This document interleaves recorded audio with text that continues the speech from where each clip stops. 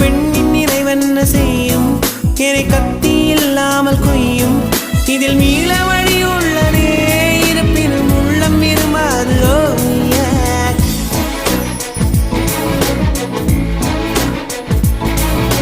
விழிகளின் அருகினில் வானம் வெகு தொலைவினில்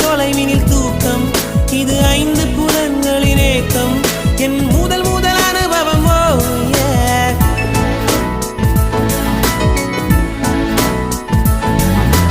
ஒலியின்றி உதடுகள் பேசும் பெரும் புயலென வெளிவரும் சுவாசம்